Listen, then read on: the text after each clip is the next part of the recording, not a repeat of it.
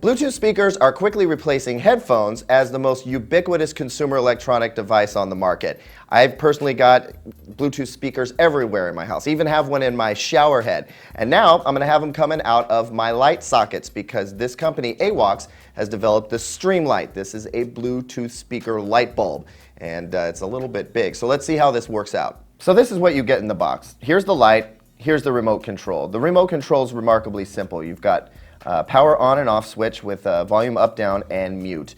And the reason you want to have this remote control is because you're going to need to leave the light switch turned on in order for the Bluetooth to work. That way you can play music whether you've got light going or not. Here's where you're going to get your light. This is about a 3,000 degree Kelvin white LED light, and as you'll see later, it is pretty bright and white, about the same as a 40-watt light bulb. So, I mean, you can already tell this is a pretty chunky light bulb. You can see how big it is in my hand, and by comparison, you can see that this is not going to necessarily go places bulbs normally go. I know for a fact this isn't going to fit in my ceiling fan fixture.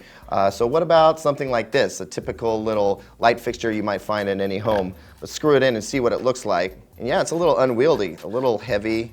So yeah, it kind of looks a little funny, it's a little too big, and you know, if I let this thing go, that's not going to work.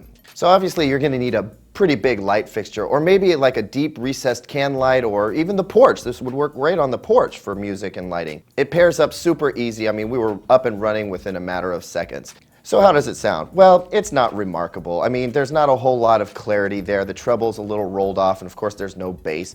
And I have no idea what direction this thing's going to be pointing in when I listen to it. But, you know, in the right situation, outdoors maybe, it could work. You know what's more interesting to me is that there is a Wi-Fi version of this speaker, which actually works as a range extender for your Wi-Fi network as well.